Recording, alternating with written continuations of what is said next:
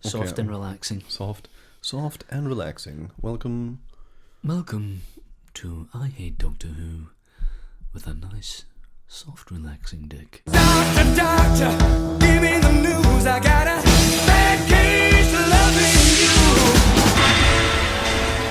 you. Hi, and welcome to I Hate Doctor Who, the podcast where I force unwilling friends to watch Doctor Who. My name is Richie, and today my guest is Danny Eccles. Hello, Danny. Hello. I'm Danny.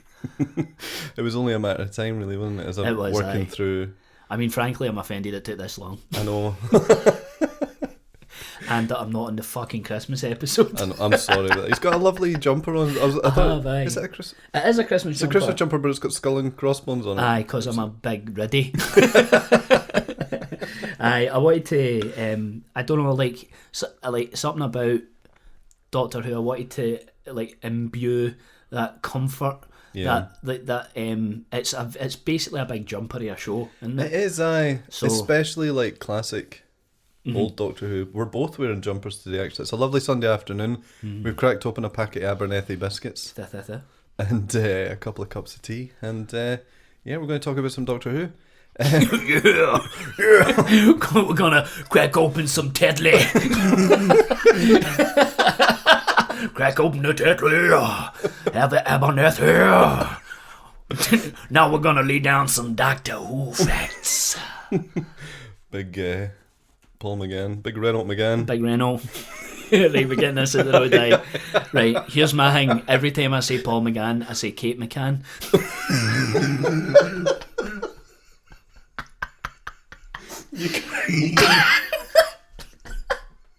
Well, that's it. Once it's in there, it's not got it. So God. I'm going to drop a few Kate McCanns. Right, okay. That's really offensive. No wonder everyone keeps invading you. If this is anyone's first time listening to Doctor Who, one, I'm sorry. Two, the way that this works is I find someone who generally isn't. I mean, they don't hate Doctor Who, but they're generally not a big fan. And then I ask them a bunch of questions about what they like, and then I try and figure out what the best episode for them is. So I'm going to go through. I gave Danny a little questionnaire. It's a pretty simple questionnaire, but let's talk about first of all your top 5 movies. Which I understand is a difficult. I mean, top 5 anything's difficult and it changes from day to day. But this sounds pretty you, Danny. Okay, so number 5 we've got Fargo. That's in my. Aye, this was tough putting together because, like you say, it changes. It does shift, but there's like a lot of steadies in there. No, it's difficult. Isn't it? And then I was like, obviously Fargo goes in. There's no second thought about it. And then when you put one film in, you're like, but what about that director's other stuff?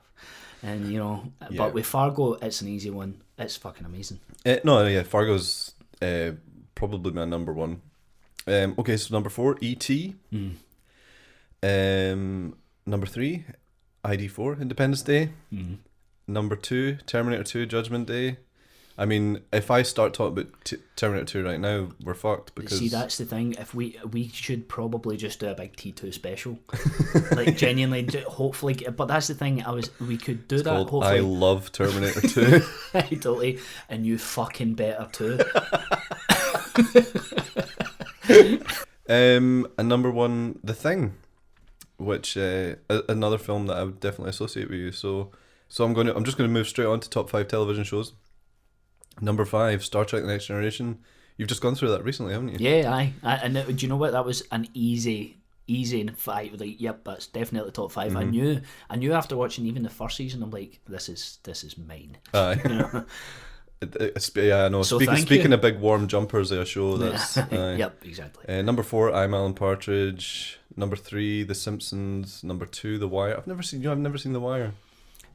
Right, say cheerio to a month. Right, okay.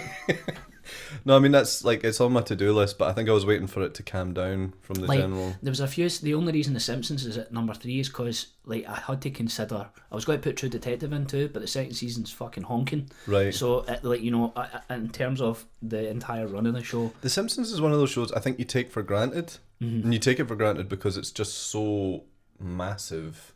I mean, I feel like it shaped everyone's sense of humor. Aye. Obviously at the time when it was good. And number 1, The Sopranos. which is a fine choice. I've said my piece. So, of course, because of The Sopranos, I've given... No, I'm kidding. I'm just going to give a Doctor Who that's links to The Sopranos. Is there a gangstery one? Like there'll a craze be one? like... There's bound to be like a craze one or something, isn't there? As in Ronnie Craig? As in Ronnie and Reggie Kay. Imagine that. Let's write it. Yeah, Imagine some fan fiction Doctor Who in the craze.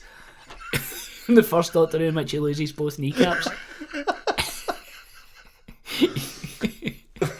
I was immediately going to go to a gangster voice, but it was back into The Sopranos again. How many regenerations you got, you fuck?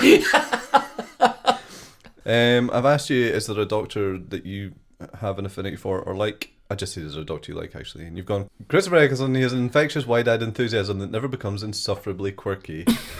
Or what?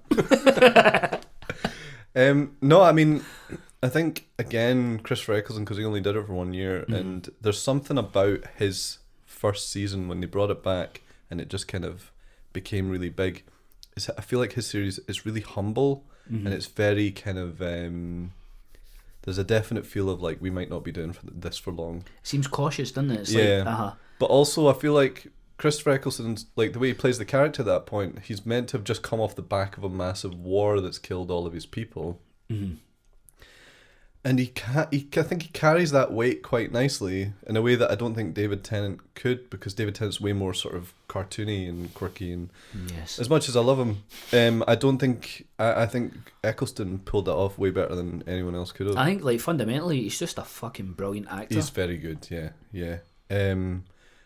But yeah, no, there's definitely something about him, and I like how understated he is. I love it. I love that his costume is just a leather jacket and a wee thin jumper. Yep. Really into that. He's just a guy. Aye. Right, alright, mate. You'd have no idea. You'd be like, by the way, my house is a phone box. You wouldn't, like, you kind of people who you think, you imagine would live in a phone box, definitely, like, have the big mono mat dreadlock. You know, the one dreadlock? He's, like, got that, but no, he's quite pristine. He's probably the only Doctor, well, maybe except for, I talked about this with Gav about Tom Baker, but, like, when Gav talked about how Tom Baker probably could be quite terrifying if you wanted to be. Like, Christopher Eccles got that thing, is like, he could batter you. Well, like if Matt Smith was like, I'm going to batter you, you'd be like, fuck off. You fucking session guitarist for Mumford & Sons. Suck an egg. Oi! Ha! Matchstick man. I've asked you, mad scientists or aliens? You said aliens. There's a far greater potential for threat, with mad scientists invariably have a limited physical capacity, whereas aliens can have brain and brawn. Once you're in a room with a mad scientist, you can just kick his cunt in. Exactly. It's like, who's this guy? True. Bang. Right in the kidneys. Bang. Right in the throat. Next thing you know, you've murdered the man. Ribs. Next thing you know, you fucking killed him, man. You know, whereas an alien, no chance. You seen Science? Glass of water. My, but it's still. I know. You know, size of that thing. Kick fuck at you. If you were a doctor, what would your outfit be? Adidas trackie. I'd be into that. Well, here's the thing, right? You're running a lot. There's hundreds of birds everywhere as well, so you want to look good. So you've got practicality, you've got style. Yep. And, like, also, let's face it, right? If you're running about a lot, you're getting rub. Even if you're a wee skinny Matt... What's his name? Matt Smith. I was going to say Matt Reeves. Who's Matt Reeves? Don't know. Matt Reeves is the director of fucking Cloverfield, isn't it? Actually, that boy... Jesus Christ, Danny. That's how Danny's brain works. Hi, I'm Danny. So, you want to look good for the ladies. You want to be able to run about leaning down. There's a lot of leaning down and things like that. And so you need flexibility. You know, you need to be slithe. But you also need to be what? Slithe. Is that a word? That's a word, I just kicked. You just kicked a box of plates under the table, sorry. Forgot to move. Is that a fucking box of plates under there? Slithe, see, now you're going to... On my podcast. Yeah, slithe is like, you know, kind of slinky. Slithe, that's a good word. Yeah, hold on, let me double check. I've probably completely made that up. Slithe definition. There's a character called Slithe in Thundercats. Oh no, I've made that up. Here, no, you should just go with it, man. That's a good word. Slithe. A name given to someone who acts unfavourably. This is according to the Urban Dictionary. But I thought, as in slither, you know? Oh, right, okay. Slithe, yeah. It seems like it makes sense. Slithe is a good word. It's like mine now. The other day, so my mum has been doing the Christmas shopping, and she bought like, she decided to tell me that she did this, but she bought like a little tin of TARDIS tin of sweets. Oh. But she thought it was bigger. She thought it was like a big money tin, and it arrived and it's about 2 inches tall. This has happened before with that bookcase. Aye. She bought a bookcase and it arrived and it was a CD rack and it was tiny. So she was like, this cost me £7. I was like, just get it sent back then. And she went to send it back and it was going to cost £6 to return. What? And so she was really annoyed. She was like, oh, I don't know what to do with these. And she said, they're quite nice, but I never realised they'd be so Lilliputian. I was like, what?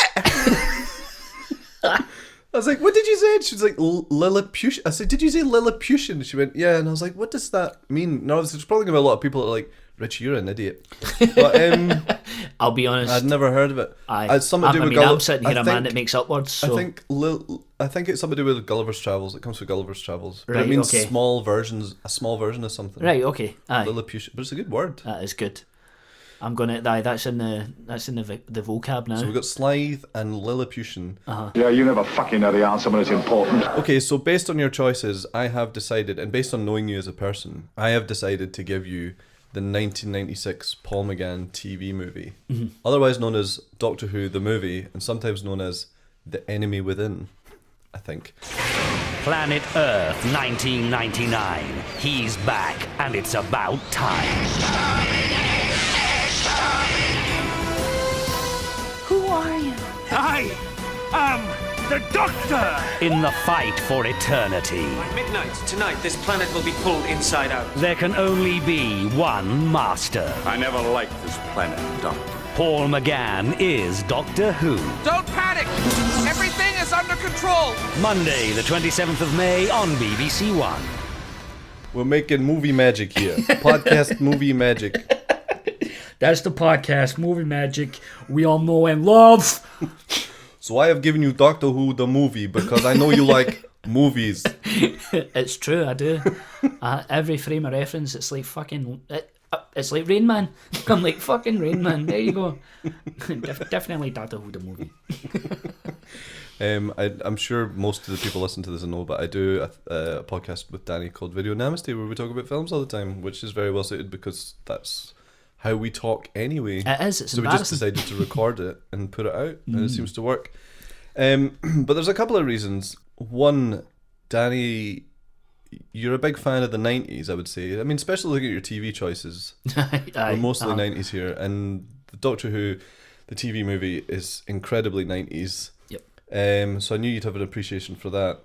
But also, a connection that I didn't realise until I watched some special features on it last week is that there's a connection to Amblin Entertainment. Aye. Which is obviously one of your favourite production companies in the whole world, obviously. So it just seemed to sort of fall into place quite perfectly. And also it's just a big, daft, like fun... Like, I have massively... I'll talk about this as we talk about it, but I have massively reassessed how I feel about this film now that I've watched it again. Mainly because, you know, I think it's just like the way that we approach films and the way that we watch films and the way that we appreciate what they are and how they're made and all that sort of stuff. But we can talk about that in a minute. I think part of it is nostalgia. Like, it is is a obviously big but also another part of it is just how kind of there's a certain I know it sounds so wanky, but there's a certain innocence to a lot of things that come out the 90s because it's not as racist or sexist as the 80s stuff. So things are getting just a tiny wee bit better in that sense. But like, you know, the idea of how technology will work in 10 years time, and you know, we're still kind of close enough to the 90s where you can watch something and they imagine that we're all going to like be like shagging with headsets, you know, things like that. Dildonics. was that what it was called? Dildonics, shagging in virtual reality. I'm pretty sure that's the name I had. What, like Dildonics was a word. Or shagging on the internet, maybe. I can't remember. Oh, right. Oh, I didn't know. I honestly didn't know that. No. Dildonics. Dildonics. Right, I'm on it. I'm not going to Google it. I'm just going to leave that out there. Right, I'll do all the Googling. Right, okay, cool. Like, yeah, it's like... And also, when, like, with a lot of 90s stuff, there are a lot of... And this is very, very, very relevant. There are a lot of faded actors from the 80s still going. Oh, yeah. And like people who were in huge films and things like that, and now they're in these TV shows or in these films as kind of supporting actors. It's kind of weird. You're just on the cusp of that time when big film stars are happy to be in TV shows rather than they're just appearing in TV shows now because they've not got anything else on. Yep. Yeah, no, that's quite interesting. But yeah, so interested in my history with Doctor Who growing up is that I mean I didn't come from a family that made me watch it as a child or anything like that, right? So I mean I grew up as a sci-fi fan, like Star Trek and all that sort of stuff, and especially as I was becoming a teenager in the 90s, I was getting all this stuff. So the weird thing about Doctor Who at the time when this came out for me, it had only been off the air for like maybe 7 years, I think 6 or 7 years, and but it was just at this right point in my life where I was getting into science fiction, and anyone that knows sci-fi at all at that point, Doctor Who for me had a bit of a sort of mythic presence because it was held in such high stature. It was like, but it was never on. It was never on telly anywhere, so it was always just like you would only ever see pictures or you hear legends about how scary it was and things like that. And bar a couple of repeats, like there was a couple of repeats in like the early 90s on BBC Two on like a Friday night or something. That was it. So it was like there was this thing floating about that I really wanted to get my teeth into, but I never could. And then this movie happened. And of course when it came out, like it was kind of big and exciting because it was just like, holy shit, here's Doctor Who. It has production value, it has money. And there was a big deal, like it was on the cover of Radio Times. Yeah, exactly. Kate McGann writing the cover of Radio Times at Christmas as well. So it was like, yeah, no, it was a big deal because it was just like, I mean, obviously, as you grow up and you sort of learn how to appreciate things differently, but obviously as a teenager you're just like, America has money, that's proper. This is sort of just folk playing about. Aye. So, you know, there's all these different things going on. This is fucking clown shows. See, that was, I might be kind of just reiterating what you're saying, but my issue with Doctor Who is that it doesn't really offer me a great deal of escapism. Right. Because it's sci-fi, it should obviously just automatically offer you that escapism, but it's the setting, it's the fact that it is a very British show. Yeah. And I fucking hate Great Britain with a burning passion. I hate Great Britain, I do. No, that's fair. That I don't get that sense of escapism there, you know. And because it's sci-fi, that just kind of like bolsters that frustration. You know, the fact that you could be brilliant. You know, so the fact that it's based in... And they don't want to kill the Queen for some reason. They want to save her in Doctor Who. What the fuck is that about? So I've got all those issues, and I know they're mine. Yeah. But, you know, Great Britain is obviously rotten and should be blown up. But this prick keeps trying to save it. So, like, I've got that big problem. I don't get the escapism. But with the Doctor Who movie, like, I found the appeal. I was like, there's Francisco. Fucking Eric Roberts. there's fucking best of the best right there. And I knew it had like a higher production value, and I got all that escapism from Doctor Who. And like I think you didn't know that I'd seen it. I've seen it maybe 2 or 3 times before. Because of course you've seen it. I know. I was just like, when I think we're both very similar people. It's the same. Again, we were probably in the same situation. It's like, you know, it was never on telly when we were at that age, just at the right age for discovering that stuff. But it had such a, like, I was reading a lot of sci-fi magazines. Like, I grew up reading, I think it was like TV Zone magazine or Starburst magazine. Yeah. And every single month they'd have a story. They're like always like, here are the latest rumours about what's happening with Doctor Who at the moment. Because it got cancelled, and then as soon as it got cancelled, it was just constantly someone was talking about it somewhere. Like the magazine, Doctor Who magazine, which ran through the whole show, just kept going. It never stopped. The entire time it was off the TV, it never stopped because there was people talking about it constantly. And like, how can I not, like for me, how can I not be drawn to that? Just sort of going like, what is this thing that everyone's, you know? So it was like, I think it was always going to happen to me because it was always just generally being built up over the years. Although it's hard when it had such a massive presence in the sort of sci-fi community, there's one thing, but then you got all the adults in my life were saying, we used to watch it, it was good. It was obviously shite though. Because that was the chat. That was always the chat. It's because it's like, I used shite. to hide behind the couch. It's the total like go-to line for Doctor Who fans and stuff like that. And then obviously the inevitable follow-up, but it was Boz. I was getting annoyed at my mum as well. She's like, I mean, the Daleks were scary, but you just had to run up. So I was like, Mum, they can go upstairs. They just never showed it. Then when they did, everybody was like, oh. There it is. It's just somebody. It's just a big floating bin. But it's funny because, like, I think we talked about this in Video Nowadays actually, but like, Edgar, I heard an interview or a commentary of Edgar Wright talking about Doctor Who, and he was saying that like, the amazing thing is if you look at Doctor Who through the imagery and the design and everything that happened over the years, like you're just looking at it going, look at these, this is incredible, but it loses something when it starts moving. Right. Because it's like actors just moving like men dressed as big aliens, or the set wobbles or whatever. It's all. It's like it's like again. I used to read loads of magazines that would have specials about how they did. Built for impact, not practicality. Exactly. Yeah.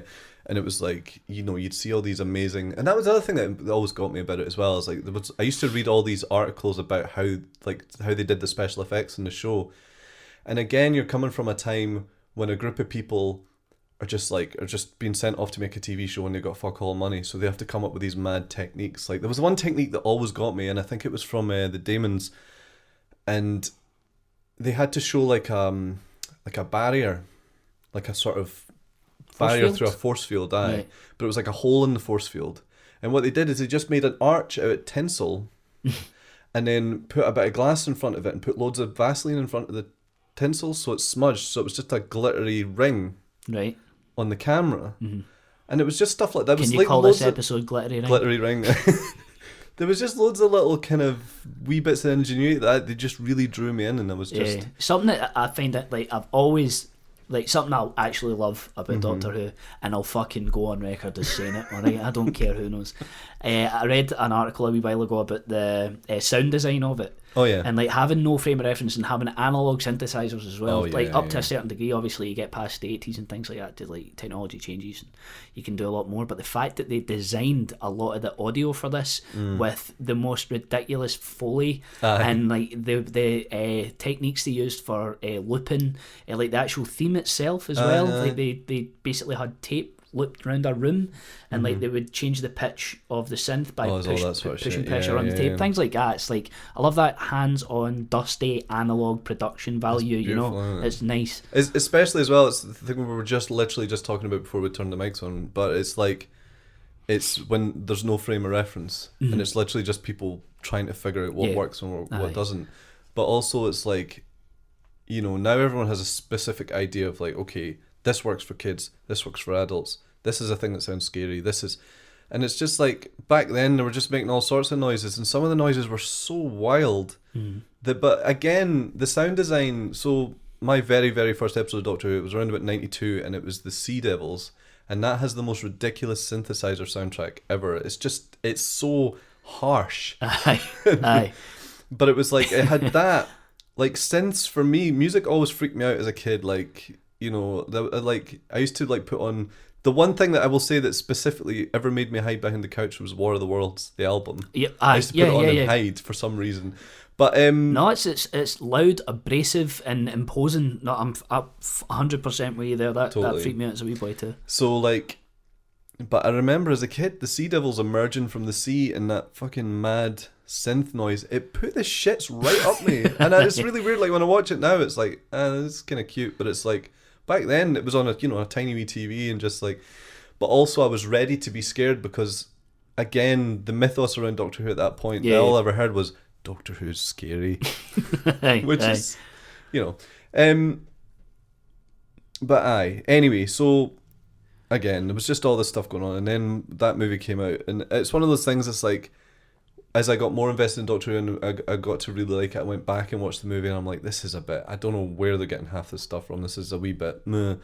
But again, I watched it recently, and I watched it last weekend before we did this, and I'm like, shit, I really like this. I really, really like this. But it's Paul McGann. Da Vinci. He had a cold when he drew that. You're still fibrillating badly. No, I'm not. Here.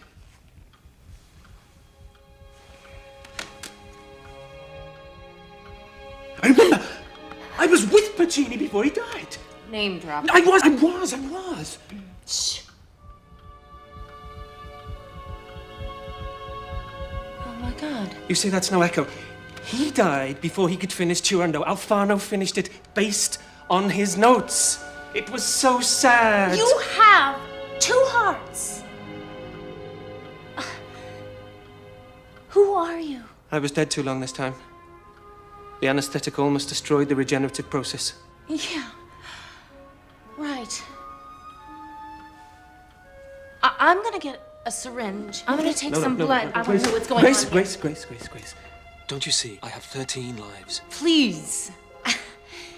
Okay, you're trying to tell me that you've come back from the dead. Yes. No, sorry. The dead stay dead. You can't turn back time. Yes, you can. The thing about most Doctor Who for me is even when it's terrible, I'm usually just really enjoying watching whoever's playing the Doctor. The Doctor. Being the Doctor. And so just getting to see Paul McGann's single outing is... Yeah, aye, and he's like...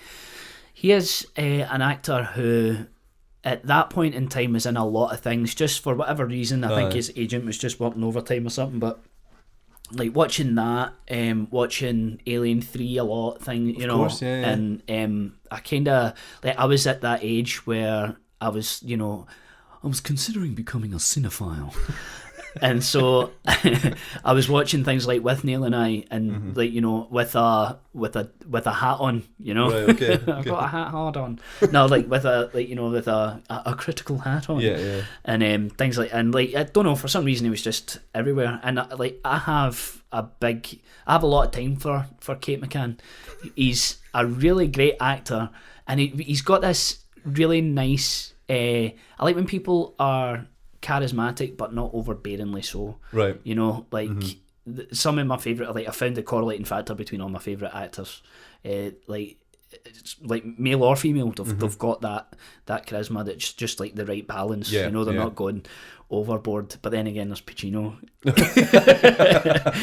are he's a few law unto exceptions. himself. Yeah, exactly. So it's like if they're going to do that, they better be able to carry it. Yeah. Totally. But it's always a pleasure seeing him on screen, and it was nice watching this again now, having a better understanding of and being a bit more articulate about I can't even fucking say it, about what makes an actor a good actor, you know, and like seeing him work with material that is fundamentally fucking daft, and really selling it and still being charming and not like the Christopher Eccleston thing, like I think he's a close second. Oh yeah. And also, he's handsome as fuck. I know. Like, I forgot, and like I was like, I fancy him a wee bit. It's funny actually, because like when you think about the idea, like if you said before watching this, you said like, okay, so the Americans basically have got Doctor Who now, and they're just going to make Fox is going to make a film, and you're going to be like, oh fuck, what's going to happen here? But when you think about how much they nailed probably what they needed with Paul McGann, because obviously like coming off the back of Sylvester McCoy, they're like, okay, we're going to need someone good looking, you got that, we're going to need someone kind of youngish, but to go with an English actor and just get everything right still manage to get everything right about what the Doctor is, but in this whole new American TV setting is incredible. Aye. And I think a testament to that is that the fact that Paul McGann has been playing the character since in like radio versions, and he's just really, really good, and he's still fundamentally what he was in that TV movie. Yeah, so that's good to hear. But the nice thing he deserves that. There's a nice moment in New Doctor Who, in one of the David Tennant episodes, where they have where they have like a diary with drawings of all the old Doctors in it, and Paul McGann's right in there, and there was that nice wee moment in New Doctor Who when all the fans were like, so he's canon, because it was a wee bit of a like, do you think they're going to? Do you think because obviously like when they started the new one, there was no regeneration or anything like that. It was just bam, Christopher Eccles and here. So that's how. I was going to ask about that. That's how they moved on for there. So there was nothing between apart from the radio. Yeah, basically they do the audio versions, and then for the 50th anniversary, that's how they managed to basically squeeze John Hurt in. Right. So John Hurt, for the 50th anniversary, they established that there was another Doctor in between McGann and Christopher Eccleston. Ah, right, okay. And that was John Hurt, but he kind of decided that like he'd lost the title of the Doctor because he went to war. And John Hurt's the war. They call him the War Doctor, basically. So is there not someone else for like the SS who's that done all the what's his name? The what? They done all the experiments. No, is he not the War Doctor? I think this is culturally insensitive.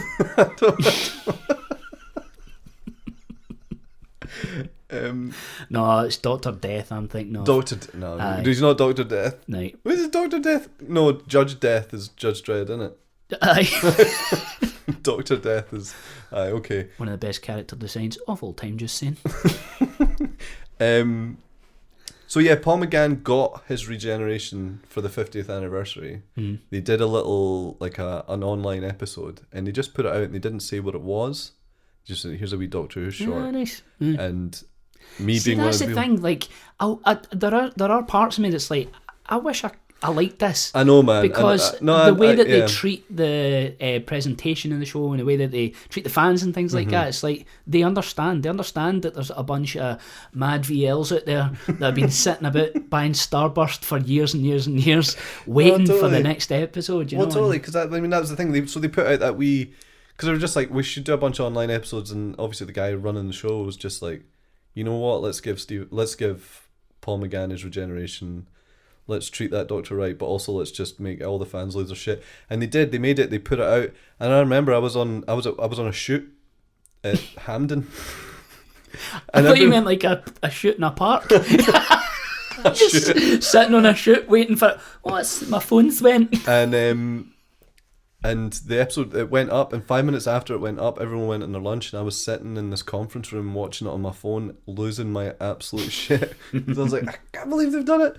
But I can't. How did we get here? We're just talking about the treatment, how the character's treated. Yeah, it's definitely, he's been accepted big time because he's good. He is good. He is really, really good. And let's say again, fucking handsome. Yeah. He really is. You know, there's some people where he's got a good shout on him as well. Aye, totally. So there's some. I remember when I was a teenager, like having that, and it speaks a lot about where we are culturally and stuff like that. I was like, I remember for a wee while thinking I was gay because I found not that I found a friend attractive. I was just able to say he's a handsome guy, and then obviously in my head I'm like, I'm gay. That makes me gay. You know, and like, that's because you were a teenager in the 90s. Exactly, yeah. It was so like, there's still. I got a nice pair of shoes. Oh fuck, I'm gay. Totally. I really like ice cream. Oh no, I'm gay. Aye. So, like, now that obviously that's gone, I can just be like, fuck, he's handsome. And I like, it doesn't happen that often with anybody, but like he came up on screen and I was like, oh aye, look at him. Imagine waking up and being like, I'm fucking Kate McGann. I'm so handsome. I'm going to have a big red banner on this episode. Please do not. I know it's not. This is a family thing. Have you got many? Like, you must have fine. Like a younger Everyone audience. Swears in the old ones. It's fine. No. But I mean, like, you know, oh Christ, I'm making. I'll apologise right now. I'm very sorry. It's fine. Don't worry. We're not actually making Doctor Who. So listen, should we actually talk about the fucking movie then? We should. Right. The final thing I was going to say is that the only reason this movie happened, and it's kind of a nice story. Again, when I watched this, is that there was a guy called Philip Segal. It's Philip Segal. Looking for Richie. And he was the guy that worked at Amblin. Right. And he was basically worked in television and movies in America, but he was obsessed with Doctor Who. And then when he saw it got cancelled, he was like, he saw the potential in the show, and he basically chased that shit for years. And he was the guy that spoke to Steven Spielberg and got Steven Spielberg interested in it, all that sort of stuff. And there's Amblin like CGI tests. Amblin made like a Dalek. Right. It looks fucking garbage, but they made this weird big spider Dalek thing and all that sort of stuff. Oh, right, okay. So, so it got to that stage then. Where it got basically, yeah. Oh, yeah, totally. There was a script and everything. Apparently, but yeah, the whole thing, it went on for ages because I think the BBC at one point, the way they talk about it is that the BBC kind of hated the show, like at that point, because when they cancelled it, they're like, we don't really want to do anything else with it. We don't want to talk about it. But this one guy, he just chased it, and yeah, it was Fox basically. Eventually, someone at Fox, it was like, all right, we'll do it. And the guy was just like, yeah, we'll make it one of our movies of the week. So it was going to be a movie of the week rather than a TV show. But the movie of the week was meant to be a sort of almost like it could be a backdoor pilot if it's successful, basically. Right. So again, it was just someone that just, I mean, all of these things are born of. It's nice when something's born of love of something else. And I think that's why the source material was treated the way it was, and that's why you got Paul McGann. It's like they wanted a British actor to play. Interesting story. Peter Capaldi was offered an audition for the role. No way. Yeah, he talked. I saw him being interviewed about it. He's like, I was offered an audition for the role of the Eighth Doctor, but he says basically I was filler. Mm-hmm. There's no way I would have gotten it. I know how these things work. It's basically they had to show that they were auditioning a bunch of people, but I was never going to be on the short list. But I find that link's quite interesting as well. There's also, I remember years and years ago hearing I don't know if it's like, you know, like that thing, you know, your boy for Pretty Woman had a gerbil up his bum. Oh yeah. No, it's Richard Gere. Why the fuck did I remember Richard Gere? Top Gear. So there was a rumour I read a wee while ago that Tom Hanks was supposed to play Doctor Who, and this is the only time that I guess this opportunity would have arisen. Recent. And since learning that there's an Amblin connection, obviously Kathleen Kennedy and them are pals and stuff, and like that connection would make sense. Like I don't, but like I think there was a rumour recently that got a bit out of control about Tom Hanks' connection. I think he basically said he was a big fan of the show. It wasn't even that. It was like somebody interpreted something he said as him being a fan of the show, and then obviously people kept asking him about it. And then at one point, I think I saw a red carpet interview. Someone asked him, he's like, look, I've never seen it. But I mean, but again, that whole time, there's so many. At one point, everybody was going to be Doctor Who. It's like every dad at one point was scouted for Rangers. You know, every actor was going to be Doctor Who. I think Peter Cook was going to be doing it at one point. The thing in that documentary I watched last week, when they were talking about turning it into a movie, they were talking about Donald Sutherland. I have seen, again, through the years, I've seen mock-ups of fucking Stephen Fry, Patrick Stewart, Eddie Izzard, all those people. Just, you know, anyone that seems remotely quirky or English, I think has been in a rumour. But yeah.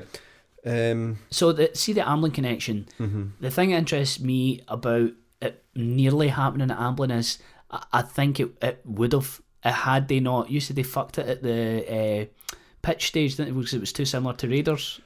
At one point there was a script came through. That the point that Steven Spielberg jumped off is that a pitch came through, and I think it had a heavy World War II vibe. That's right, there was Nazis as well, wasn't there? I don't know if there was Nazis, but was there the War definitely Doctor. I think.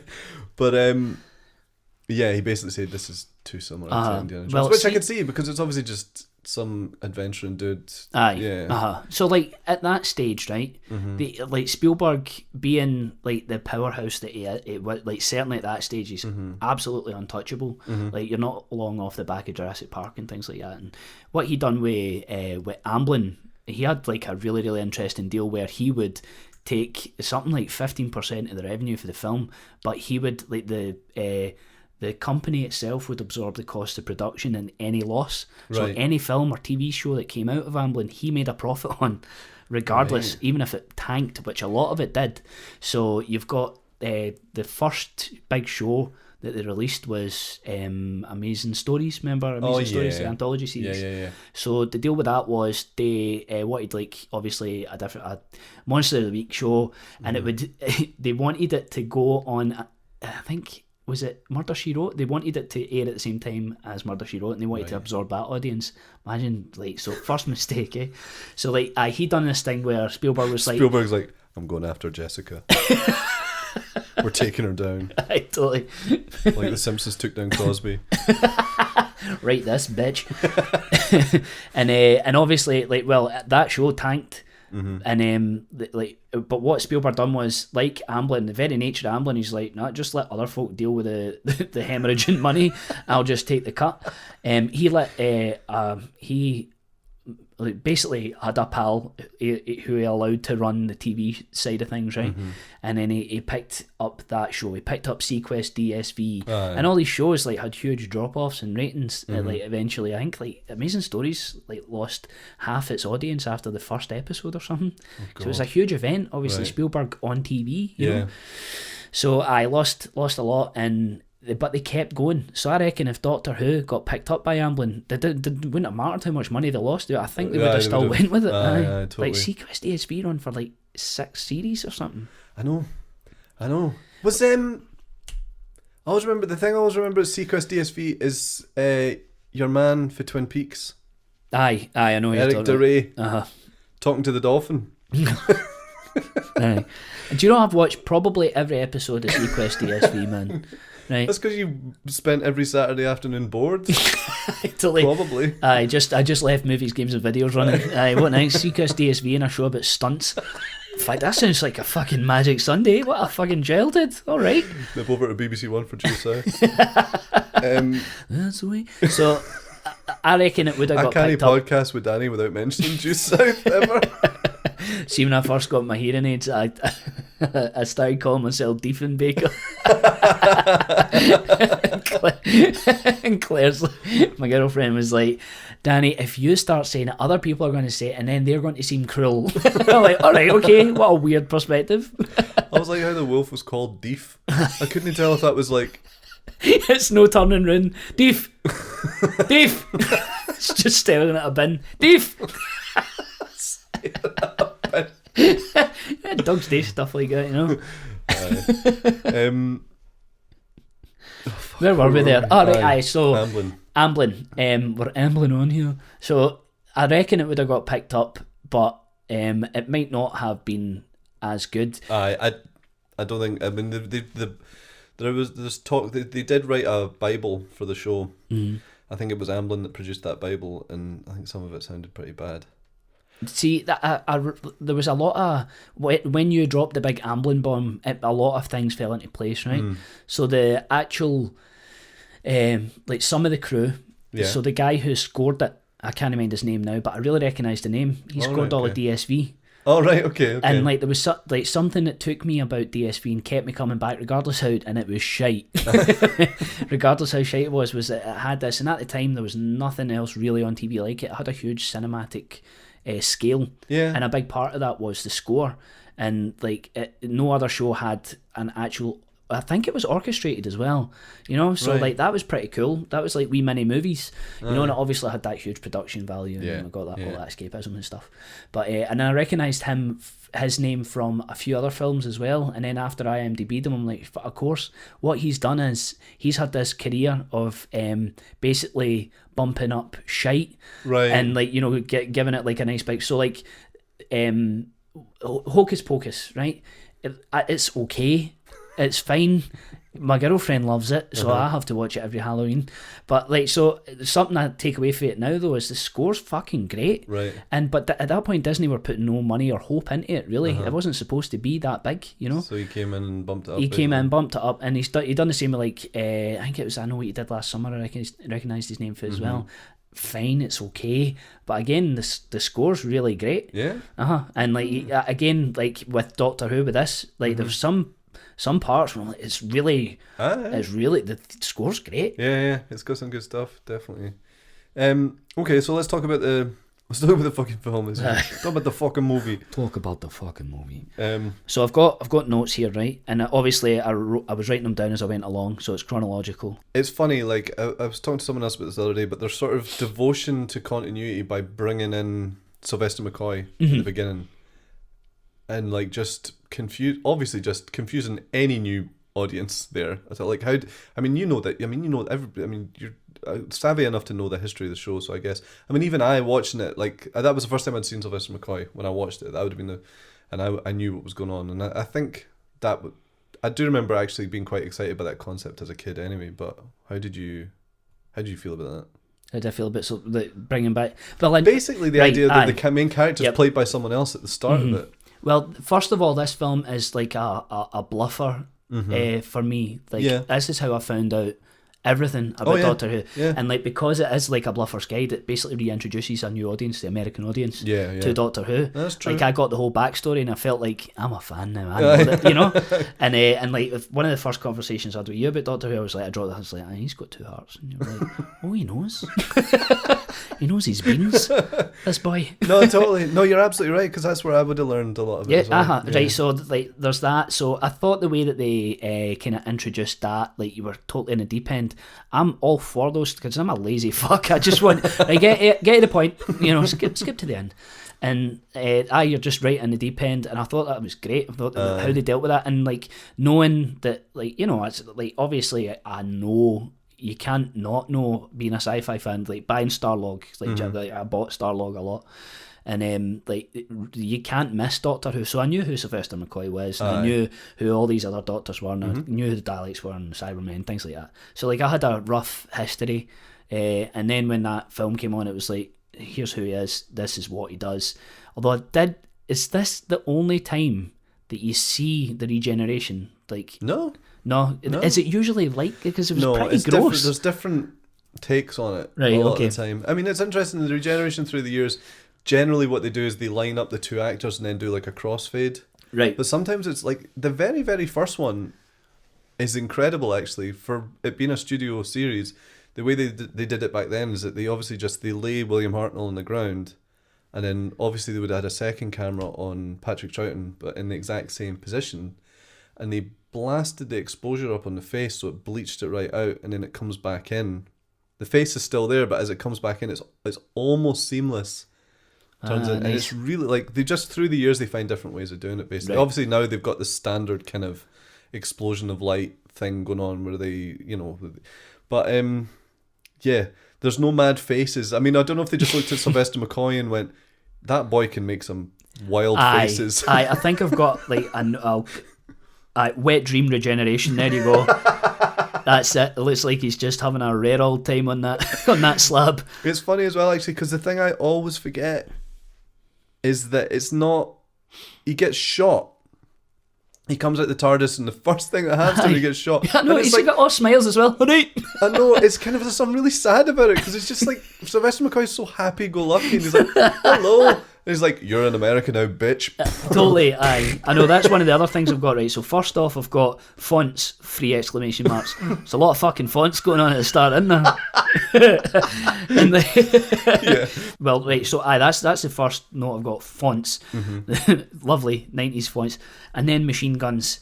So, like, it's not often you see a Doctor Who where there's actual, like, threat. You know, there's no much jeopardy. There's fucking actual wee gangsters cutting about. You're not talking your way at this one. Oh, here you go. This is kind of a gangstery one, I suppose. There's a gang with guns, you know. Fucking McCoy getting shot. And it was weird. I was sitting watching it, and my girlfriend was next to me, and I was like, the nurse is going to come in, and she's going to say, this guy's got 2 hearts. And right enough, she did. And it was kind of like, that's the one thing that really stuck in my head most. Like, well, see, again, so this is the bit that I forget. I always think he gets killed because he's shot. The bullets don't kill him. It's the surgery that kills him. Yeah. And there's that horrible moment where he pulls the probe out. Oh my god, that always was like, oh, that was really great. Yeah. And so next, they spend a long time in surgery, torture porn. So that surgery scene goes on for a fucking while. You're like, poor guy. All those weird sort of stark point of view shots as well. Yeah. I know, there is something. Nurse, check his penis isn't longer than me.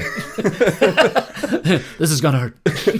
Like, that's the thing, is like, again, going back to it now that it's taken me a long time to appreciate Sylvester McCoy era Doctor Who, actually, because it is mental and a lot of it is shite.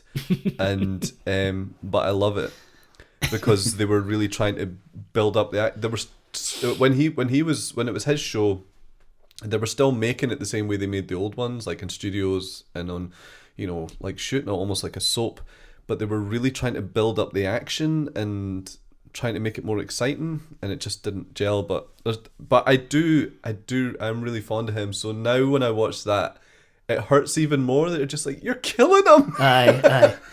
Dad! No! There's something really weird about like watching a beloved character die, even though you know the character, you knew going in that the character was going to die, and you know it has to happen because what happens next, but you're still just like, oh, come on. Again, the other thing that I really want to like Doctor Who, right? One of the other things that make me want to love it is that, like, and I think that's nothing that you really get from any other show. It's like you have to deal with the death of not just a major character, but the main character repeatedly. I know. You know, so I think that's really, really interesting. I think it's literally is a show of infinite potential, because you can have anyone play the character at any time, and then every other character can be anyone as well, because fuck it. Exactly. Like the companions you can change them all the time. You can change the set all the time. You can change how they dress. You can change where they go. You can change what happens. You can change the rules, because nothing, absolutely nothing, is solid. Yeah, and I like that it's teaching like the younger audience now that it's obviously like pulled in since it came back. Like it's teaching like a lot of younger folk how to deal with loss and things. Like you don't get that in many shows or films. Even like a lot of people skirt around that subject. It's still quite taboo, oddly enough. But with Doctor Who, it's like even wee Waynes are getting privy to the fact that like he's going to die. I'm going to have to deal with that. That's a lot for like a wee person to take in. Regeneration of the main character is such a unique thing to Doctor Who as well, because I think the thing that's interesting in it is like it is literally the most bittersweet thing. It's the most bittersweet unless element. they're bringing a woman into the fucking equation, eh? Oh, for fuck's sake! They fucking had to. That's the chat I always love. It's like, I think it's great there's a woman in the show, but did they have to? I know, eh? I know. Do you know what you say to folk like that? At least she's white, eh?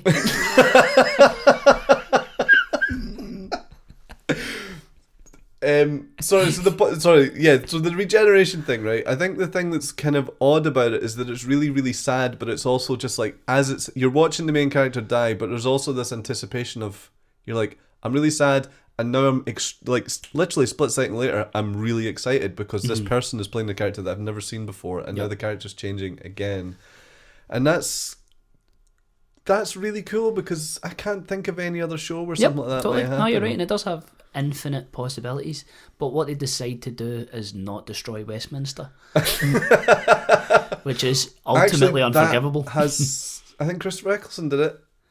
Hey, did he? Aliens London, they blew up Downing Street. Aye, but it all got fixed again. Aye, all got rebuilt. Aye, see, right, okay. Right, let's get... Aye. But I know, I'm just... That was a technicality, I suppose. Aye. Exactly. Like, that was something that took me, like... Because I watched the first two up to... Like, it wasn't because Catherine Tate was in it, but when Catherine Tate showed up, I just kind of fell off of it. No. It wasn't particularly because of her, it's just like, that's when I stopped watching it, give you an idea, right? And it done this thing where I was with it for the first series, partly because of Christopher Eccleston, but a big part of it was it kind of hit the reset button after every episode, right? But see, on a sci-fi show, when something happens on a global scale, when the characters are trying to keep a lot of things under wraps and secret, something goes, you know, there's like, I can't quite explain what it is, but something just goes, that level of mystery, like this isn't just a thing that's happening to the team. Now it's not just happening in Sunnydale, it's happening in the world. And you suddenly lose a lot of intimacy with the characters. I know it sounds a bit daft, like you know, you're still with them, it's just happening on a global scale, but I don't know, like believability and things like that. It's less contained and it feels a bit messy after something like that happens. I think the best stuff like that is always told from how it's affecting them personally, though. Yeah, no, I know. I mean, it's the totally, same. I get that. With all like major catastrophe films or zombie films or whatever, it's always just like, how is it affect? You're only really interested in how it's affecting these people. Yeah, no, it's like some of my favourite films are like huge global events happening from a small town's perspective or something, you know, like Stephen King stuff, like Signs, back to Signs, or Night of the Living Dead. Number 3, Independence Day. Independence Day, exactly. But I know what you mean, though. I do know what you mean. How did we get onto this? We were talking about regeneration. Right, okay, so moving swiftly on to my next note. Doctor's tit splitting dress. She's on call, and see that poor woman's chuddies. She's got like an upper torso 4-pack. Aye, she's wearing a corset or something. Aye, and she's a woman. I know, they obviously just had her on call so she could run in. They could have that scene of her running the dramatic, into the... Yeah. And like, you know, that's fine. I'm okay with that. And like, so they winch, right? Okay, so this is interesting because this was a massive thing. They do, because he doesn't winch all his companions. Because, I mean, let's face it, he's a bit of a pervert, the Doctor, isn't he? It's always... Always a lot of young lassies. Always a lot of young lassies. One for the dads. Exactly. Get Billy's pipers out. Aye, well, no, like, again, the film kind of informs a lot of what comes after it as well. I think you've got this sort of energetic, young, but also very romantic. I mean, you look at him, you're just like, of course he's going to be getting off with lassies. Of course, man, I'd absolutely get off with Kate McGann. He's so handsome.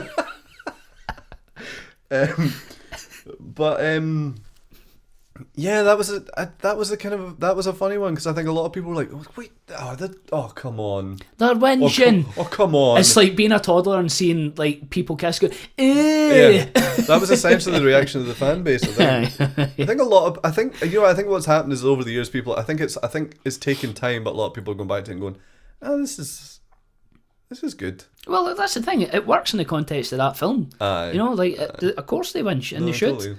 Like that's what they were alluding to, and I don't think there was a will they won't they thing. Yeah. It was like it was more of it's a matter of time before they're getting off. Maybe you're the result of some weird genetic experiment. I don't think so. But you have no recollection of family. No. Wait. I remember I'm with my father. We're lying back in the grass. It's a warm Gallifreyan night. Gallifreyan? Gallifrey! Yes, this must be where I live. Now, where is that? I've never heard of it. What do you remember? A meteor storm. The sky above us was dancing with lights. Purple, green, brilliant yellow. Yes! What? These shoes. They fit perfectly. Yes. I wonder how that series would have played out. Aye, just them shagging all the time in the TARDIS.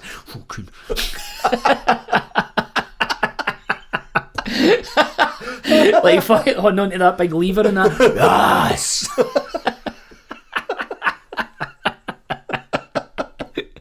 Oh Christ.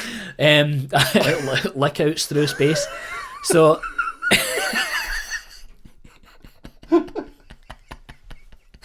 so the next note I've got is Mortal Kombat Cobra. Oh, the Master. The Master. Mm-hmm. Great villain, by the way. Yeah, he's good. And obviously Eric Roberts, fuck me, plays him so like. I think it would have been nuts at that time, like being an American actor and B trying to like work with a new tone but still respect it. Well, like, I don't know if this was the intention of Eric Roberts. I highly doubt it.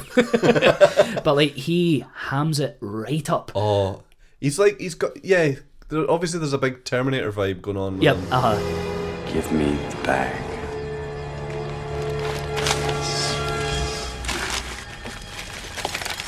Where is he?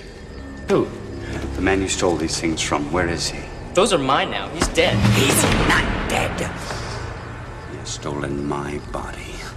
And I will die unless we bring him back here. You're going to help me do that. Do you understand? Well, what's in it for me? You get to live.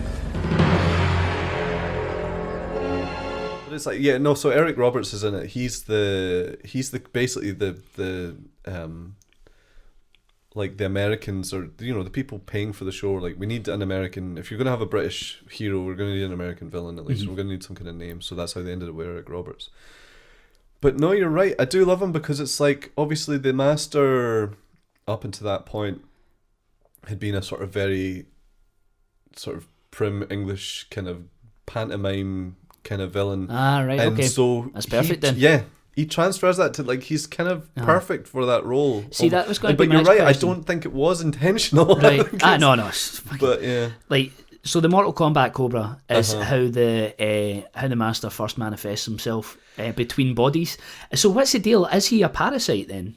No, Is he like Venom? He is a Time Lord. They've obviously just, I mean, they have established that he's stolen folks' bodies before. Right, okay. So he's a parasite. But he's the deal with the Master was always that he was always on his last life. Right. Like a Time Lord has a certain amount of regenerations, and he was on his last one. And is it 12? They have 13 lives? They have 13 lives, so it's 12 regenerations, yeah. So obviously the beginning of the story is that for some reason he's taken to Scarrow, the home planet of the Daleks, to be executed. That's weird. Let's just gloss over that. Right. And then he asks the Doctor to take his remains back to Gallifrey. And then he turns into some sort of goo and gets into an ambulance driver's body. But I mean, again, that's Doctor Who. It's just... Which is funny because Eric Roberts was in a film called The Ambulance, which is essentially Christine, but with an ambulance. He wasn't the ambulance, was he? No. No.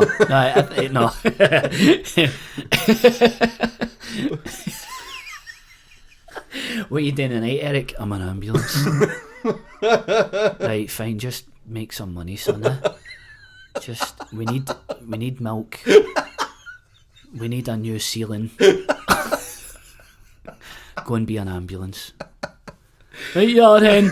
Imagine him being a big idiot. Right, bye. Right. I've got shite on my shoe, and he's in the middle of the living room. Have you got something I can scrape it halfway?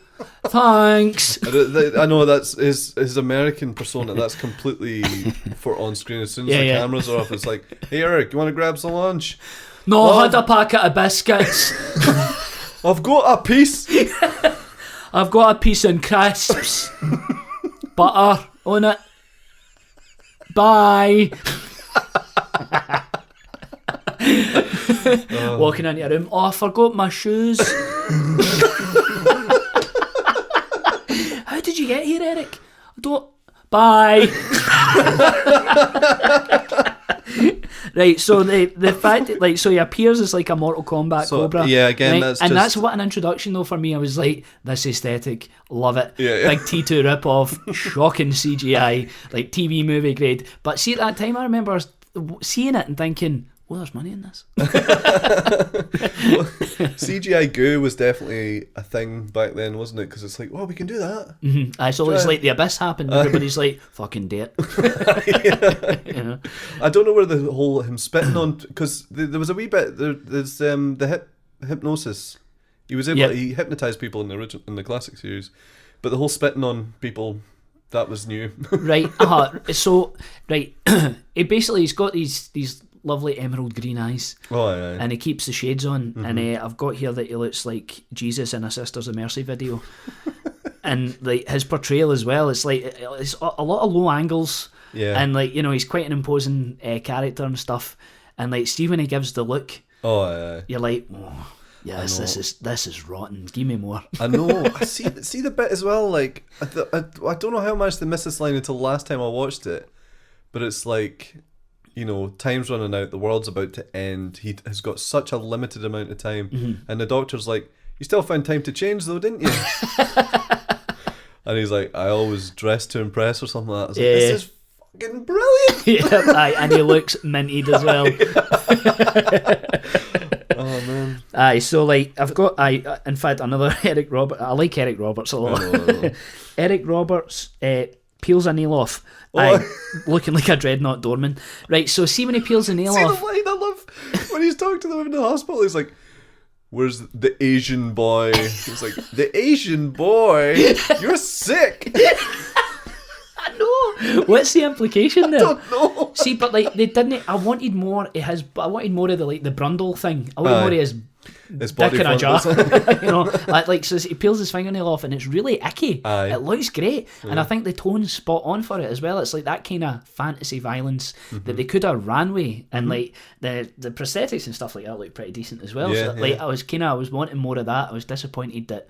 Like so in my head, like I remembered them falling to bits, but it was just obviously the nail coming out, and again, like the implied change in them, you know. But I think that they could have done a lot more with that. I think. I hear when they were making the film, they were given 30 days to shoot, and then that very quickly became 20 days, and it just you know, money. It's the same old story. It's just time and money disappeared, and yeah, there was probably a lot more that they could have done on that front. Yeah, aye, definitely. I mean, it's probably just the fact that Eric Roberts couldn't be fucked with. He's like, I'm not sitting in prosthetics. No, I'm scared. I don't like the makeup. No. Don't take me out. Danny. Eric, we'll get you a sweetie for the shop if you. No, I don't want a sweetie. I know, I totally like a pish stain on his trousers, just a wee bit too big. You know, it's not like just a wee bit. No, a wet penny. It's like he's started and then only just realised a good second in. Oh, I better stop. Oh, this is good. Right, so next note I've got here. Fuck me, Paul McGann's handsome. Oh, see his entrance again. Like I love the guy in the morgue. Yep, yeah. I love all that stuff. What's his name again? He was in the fucking Three Stooges remake. Shit. He's in Southland Tales as well. He's great, man. Yeah. He does a lot. He was really good on Vine too. His Vine account was great. Is that Will Sasso? Sasso, that's his name. It's Will Sasso. It is. Aye. Shit. Aye, and yeah, he's great. Like just even you can tell though he's he's making the most of having that wee bit of screen time, and it's like he's great. Yeah. Will Sasso. John Doe on the toe. I don't know why I love that line. Aye, that's a good. Yeah, that's John Doe on the toe. Yeah. Yep. So, but I don't know where they got this idea that a doctor freshly regenerated could kick down a door. But it's good. It's good. Oof, I love that. What an entrance. The thunder and all that. Yeah. But when he walks into that bit of the hospital, like, where's that? That's all water and and he sees the smashed mirror and does the who am I? I know, that's good, man. No. After a big delicious wet dream, screaming "Who am I?" Wonder what he was dreaming of it. Something that kind of threw me. I was like, has this always been the case? He gets into TARDIS using a Yale lock. Aye. Is that the deal? Aye. Well, it's it's the Yale lock slips aside. It's actually the Yale is a disguise. Right. It's got a special key. But that's how you get into the TARDIS. Just I quote my keys. I mean, there's probably. A fan would probably give you an explanation about like how, the TARDIS looks like a police box, so that's why it's got a yellow. But yeah, you're right. It's just a fucking a key. I mean, now it's the clicking the fingers that opens the TARDIS now. But I did like the key in the cubby hole above the. Yeah. Aye. I like that. No, that's good. Don't get me wrong. I love it. Yeah. I love it. It's just a key into a fucking time machine. That TARDIS set though. It's gorgeous. Lovely. Aye, totally. Aye. It kind of reminded me of There's the Shan Hannibal TV series, Shannibal. He Lecter's office is pretty much the exact same layout, and it reminded me a lot of that, very ornate, but the TARDIS here. I wanted to be. That's the only time I've watched Doctor Who and been like, I want to go there. That looks cozy as fuck. I know. You just want to because there's a wee TARDIS set on the TARDIS set tour on the DVD. It's not very good, but like. It's footage. Someone's thought about it. Like, there's clearly the ideas that the Doctor's collected stuff over the years and just, keeps it. Cool. Aye. Yeah. But it is one of those sets. You're like, I really want to just. It's like The Simpsons when they go into the basement and you see and artifacts for previous episodes. But it's a TARDIS set. Like, see, that's the thing. I fucking love that stuff. I know. But the Queen, that old cunt. ruining everything, including Doctor Who. I said my piece. And then a note I've got here next is Eric Roberts showing up wearing a curtain shop.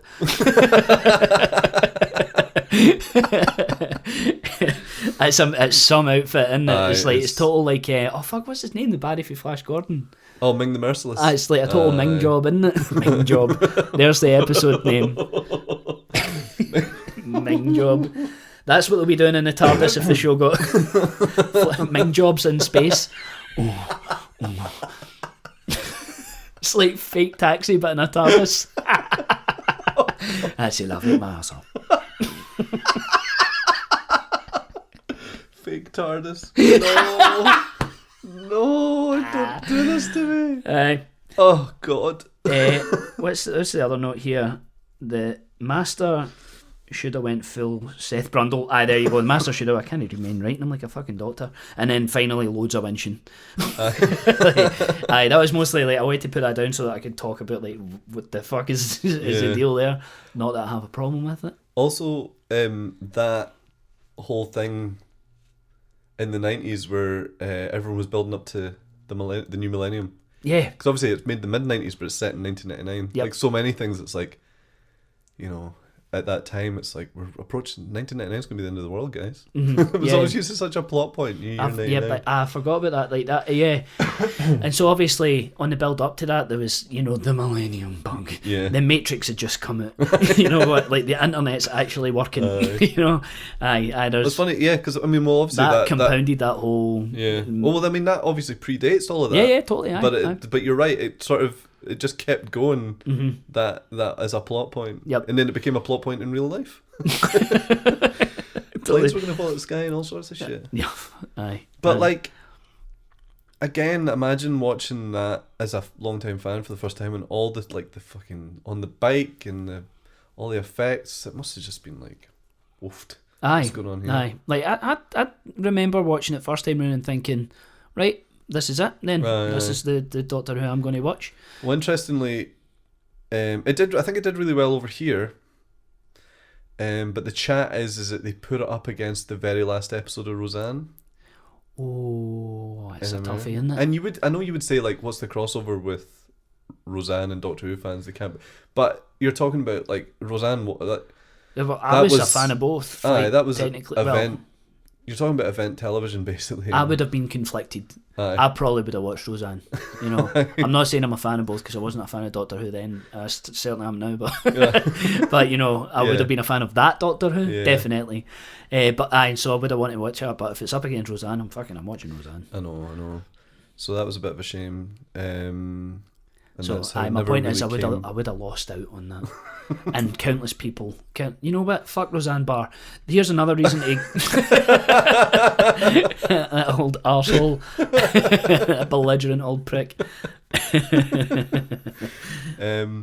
But I think do you know what? I'm really glad that I got. I mean, I think that was the perfect episode for you. But I'm also really glad that I reassessed it myself because I really, really enjoyed it.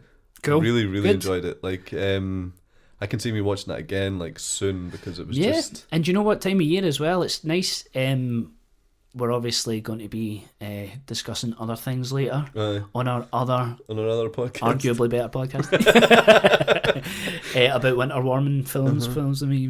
And this is, like, getting that nice nostalgic pang. It does, and watching it, like, obviously when it's freezing cold outside as well, like all those things happening at once. The 90s warmth. And Doctor Who being affiliated with Christmas for me anyway, again the jumpers thing, and it's on every Christmas, and there's always a big deal about it. And so I think I might dust this off next winter. Right? Good. It's good. But right, so what I've done is I thought Richie's having me on his show. The honour, the privilege, it's overwhelming. I should do something. All right, okay. So I put together a wee quiz for you.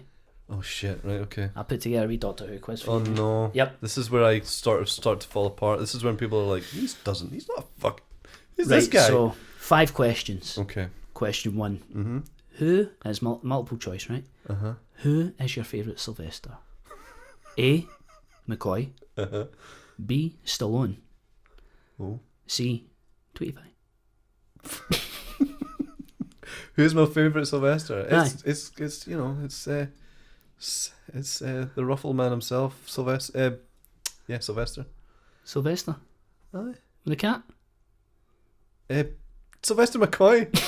Sorry, McCoy. I meant to say McCoy. Not sorry. I'll do that again.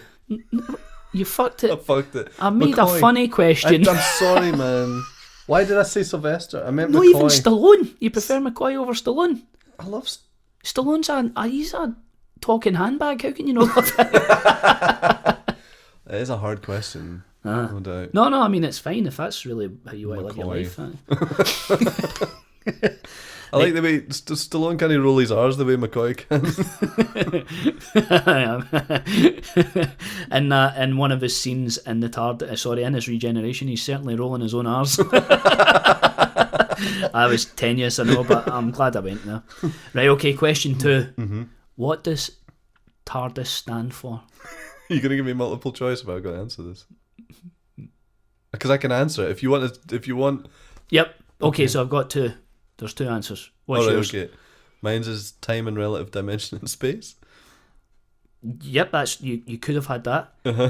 You could have also had Tadgers are really dry in space.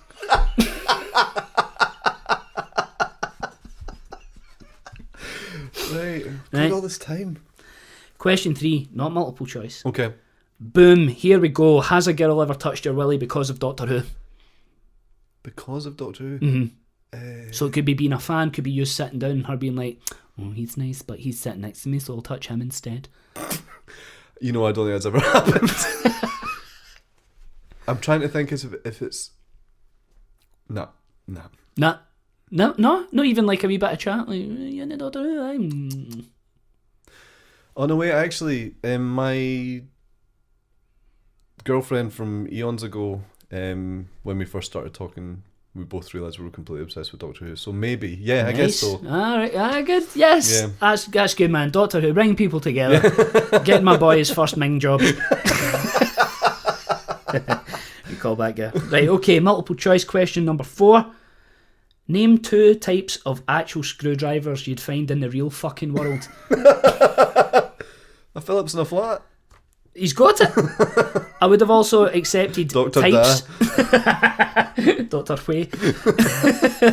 I would have also accepted like the kind of screwdriver, so like a torque, ratchet, or manual. Oh, right, okay. And also the delicious cocktail. Question 5. Now, this is not multiple choice. Okay. So this is a very tough one, but here we go. You ready? Mm-hmm. In the 2014 Brazzers production, The Doctor... Which companion made my arse cheeks clap so hard they set off car alarms as far as Kilmarnock? And is this the Brazzers? Aye. Which companion? This is... Are we looking for an actor's name or... Mm-hmm. It's got to be a British one, right? Mm-hmm. I can't think of any British porn stars. Are you serious? I'll whittle it down for you, right? She's Scottish. Oh, Georgie. Right. Is she in oh Christ. Big Georgie. Georgie, how do you pronounce the name? Georgie Lyle. Lyle? How do you know her name?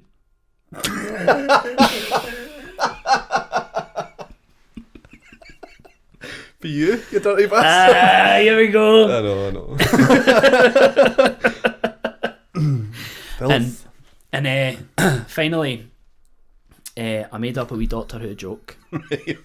Right, now hold on, I'll need to get my phone and get it all lined up. Right, okay, here we go. Mm-hmm. Knock knock. Who's there? Doctor Who?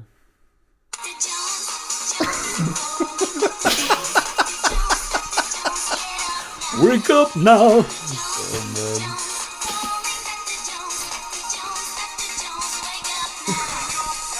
IPI. Could go on IPA right now. I know what an advert for IPA. Sierra Nevada. IPA. Right. I'm going to go through some of the questions that I got online and see if any of them are any good. Okay. I know Owen sent us an actual good one actually. So I've deliberately not looked at any of the responses. Cool. Okay, so I'm gonna go for one of the chosen few of previous episodes of I Hate Doctor Who. Mecha Gamezilla himself. If a new Doctor Who movie were to happen, what do you think would have to happen to give it the best chances of success? And does the TV movie tell you anything about what should be avoided if it were to be attempted again? First off, just fucking destroy the monarchy. Identify problems within Great Britain. Right.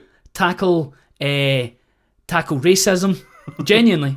Tackle all that shit, right? Don't skirt around it.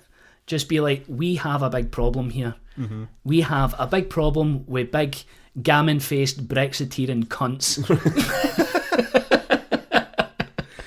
Interestingly, that's kind of happening in the new one. Is it? It's not specifically with British people, though, unfortunately. But there is a bit of that going on. Right. No, but seriously, I think, use the Doctor Who movie as a template. Mm-hmm. It reintroduced a completely new audience to the Doctor. I think it. Yeah, I mean, I think it's. I think if you're talking about a movie, you're probably going to end. You're probably talking about finding an actor. It would probably end up being an actor, like a new actor playing the main character. Yep. For example, it would probably have to be a big name, maybe. So yeah, do you know what? Oh Christ, I've completely forgotten his name. Confessions of a Dangerous Mind. Sam Rockwell. Sam Rockwell would be fucking good. Oh. Because I don't think there's any reason for him to have to be from here. Yeah, that's true. He could be from literally anywhere, and also any colour.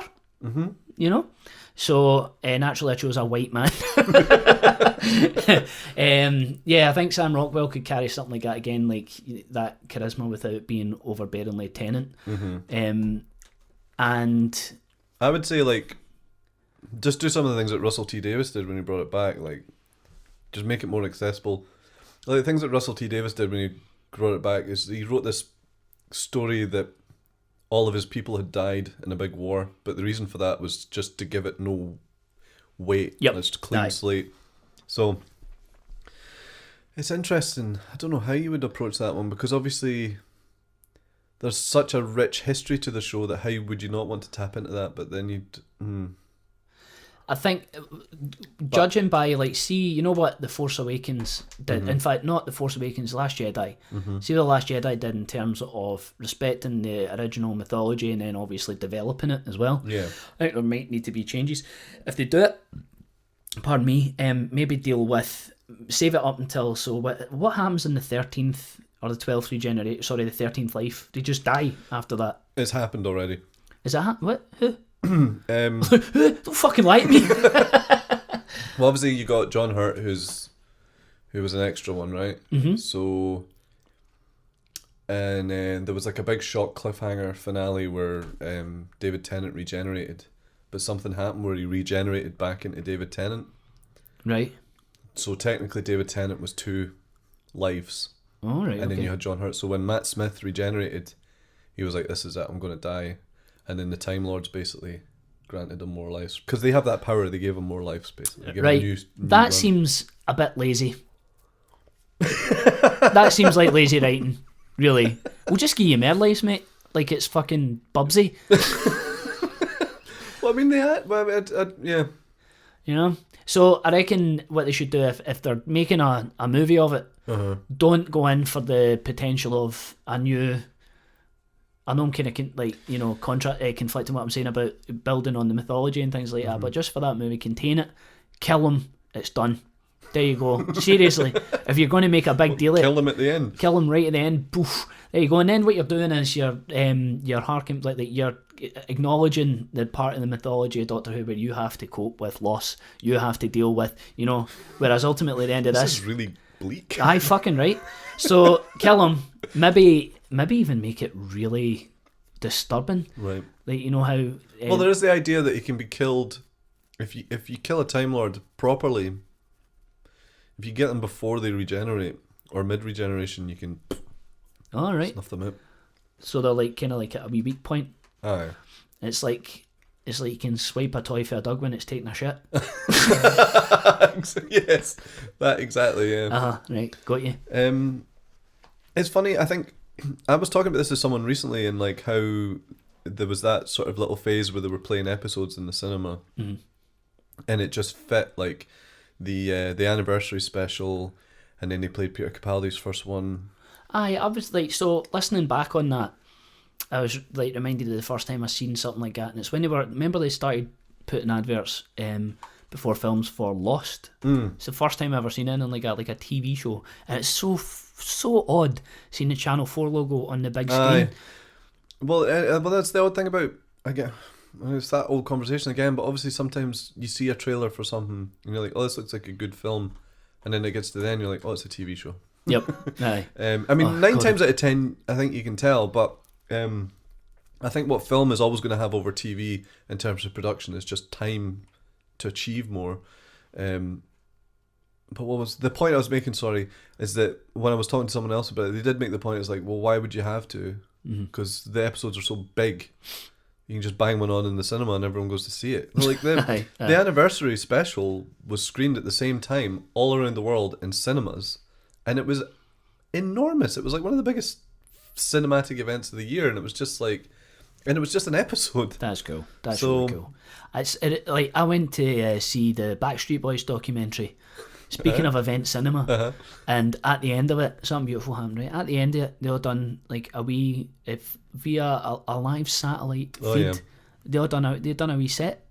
Oh right. And it was the first date me and Claire went on. Oh man. And we got absolutely leathered on vodka and Tango Blast. Wow. So event cinema, it can bring Doctor Who together, and it can get me a wee kiss. I know. Well, I missed it. Oh, how? I was at a wedding. Oh, fuck's sake. I know. That's one of those things I'll carry for the rest of my life. It's like, and remind them. Let them know. I know. I mean, I'm happy for you, but remember. Do you know what? It felt really bad when I was at the wedding as well. It's like, I remember the bride saying to me, "I'm really sorry we made you miss Doctor Who." And then I was like, I'm a terrible person. At our own wedding, she had to apologise to a guest. I'm a bad person. And then, of course, no, that's good, man. That shows that you've got like, that's you should have let that get to your head. You should have become an actual bastard after that. So I sat in an empty cinema and watched it the next morning. It was very weird. That's a good question, Owen. That's a good question, and it's one of those questions we could talk about for hours. Yeah, aye.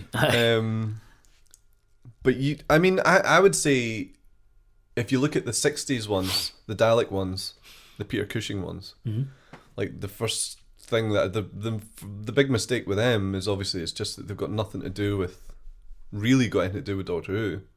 It's like the Peter Cushing ones, the Doctor is an old man who invents a time machine that looks like a phone box, right? Okay, and takes his actual grandchildren on to fucking meet the Daleks. That's a bit responsible. It's kind of like the remakes of episodes. Those two films are remakes of actual stories, but like they're not really held in particularly high regard but if they had somehow taken on what the show was and tried to link it in, they would be massive. They would be remembered and loved, and I mean, I think they're generally like appreciated and loved by Doctor Who fans, but if they had been canon basically. But do you reckon that would have made them more or less accessible though? Well, I guess, but then there's the whole thing about the idea of Doctor Who. It can be anything at once. So I think you need. It can be a porno. I think what like it's when Owen asks what should they take from the movie. I think the thing that they did right with the American TV movie was respect the source material, continue the source material, but then introduce new people to it. Yeah.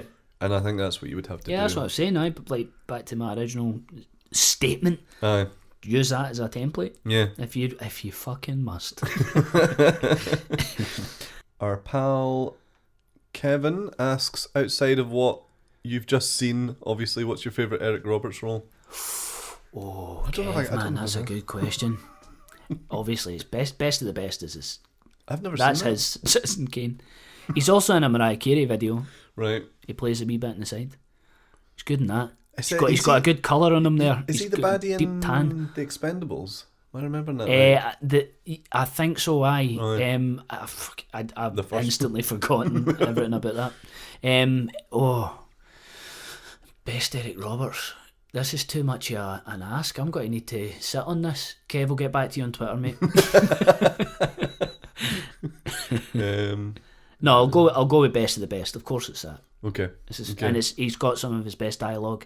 One of my favourite bar fights ever. Chris Penn in a Stetson kicking off in a bar, getting a wee bit of argy-bargy. Nice. Woodabat asks, would you like a kiss from the 8th Doctor, or would you prefer more of a wholesome handhold? Well, I think we've already established We've already answered that question. I want a Ming job off him. Slow Dived asks, Richie, would you have preferred to see a season 27 in 1990 or a series continuing on from the TV movie? Excuse me, am I not here now? Well, he's got a question for you. He's addressing you as Riddy.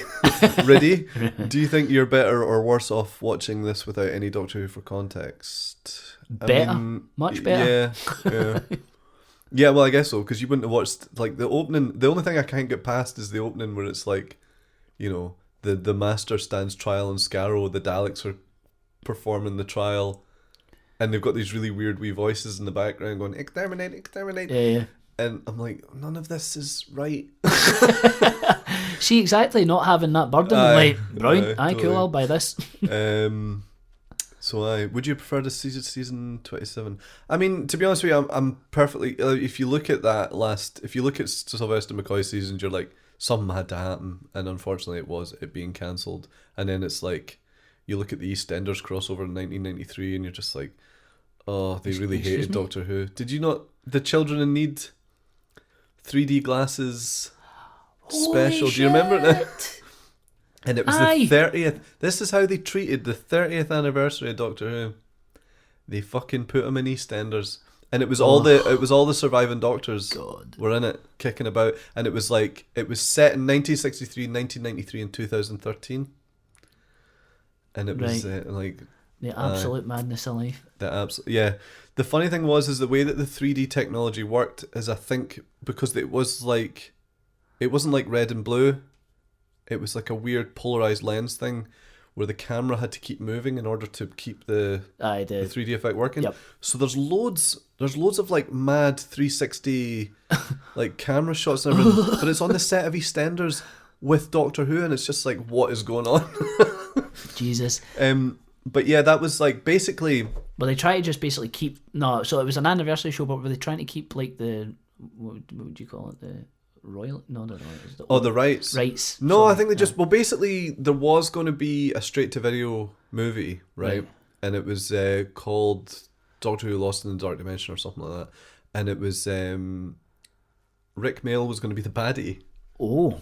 Now it sounds good, but apparently the script was garbage. Like the guy that I was telling you about, the Philip Segal, who was kind of dealing with trying to get it off the ground in America, is like, if you make this, it's gonna mess up it's going to muddy anyone's view of what Doctor Who is if we plan to relaunch it or do anything with it. So he was like, basically that got vetoed, but also it had no money, right? And I think apparently it was terrible, and I think that's probably where the EastEnders, they probably took some of that and turned it into anything. Right, okay, yeah. But that was a weird Children in Need event. It starts in fucking Noel's house party. Oh, fuck. The third Doctor turns up it's not part of the story, but they introduce it. John Pertwee turns up at Noel's house party, do a little back and forth, and then they start the episode. It's wild, man, to look back on it. It's absolutely wild. But just did the Doctor give him a gotcha?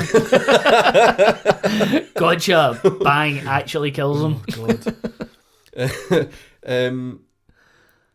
God. Where was I going with that? No, it was literally just, something to do, I think. And they had to acknowledge, but you can, like, there's just a way, you look at it and you're just like, the BBC really fucking just hated Doctor Who. It's odd, like, I mean, obviously they're fine harbouring paedophiles, but they can't keep a good show running. This is the BBC. So yeah, to be honest, I'm pretty glad I'm pretty happy with the way things played out, because it was quite exciting when it came back. We got to have all that, and that was nice. It's a good summary, man. Yeah. Sorry, I'm reading my phone while I'm talking. That was nice. Chris Yodoom asks, is it all not just a pure beamer?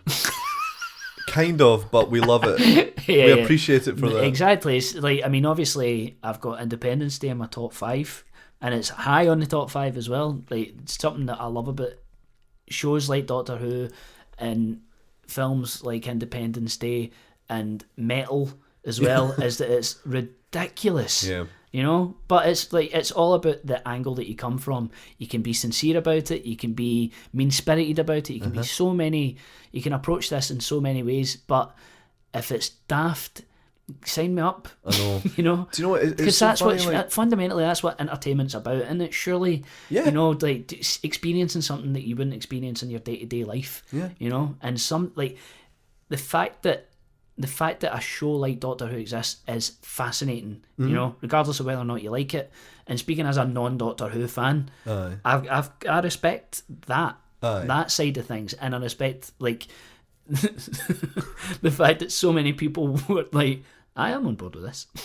I'm on board with this absolute nonsense. No, totally, you know, totally. And like for years it's kept going. So it's, you know, it's a big beamer, but it's fucking running with it. I know, totally. I mean, that's the thing. Like, it's funny. You've been in my head to get on this podcast for so long, like pretty much from the start. But then I was always like, "What fucking episode would I give Danny?" And I can't believe it took me as long for that click moment. I was like, "Of course, I give him," because it was just out of my. No, it was nice when, like you said, that was your approach. Like you thought about what each person would like, and when you picked that, I was like, you know, it's honestly, it's like, it's lovely.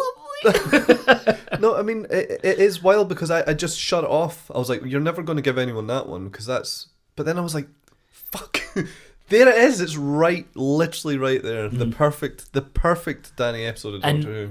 And you know what? Thank you for bringing it back into my life. I'm pleased you enjoyed it.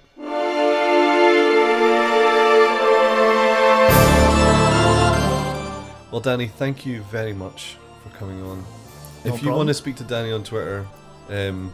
No, if you want to speak to Danny on Twitter, he's at the handle at Heavy Riddy. I always love hearing other people say that. And I am, my Doctor Who handles at Bobby_Davros. I think it's underscore. Anyway, thank you, Danny, for coming along. Cheers, man. Let's get set up and record a video namaste now. Yeah, get some more tea. Bye, everybody. Bye. Bye.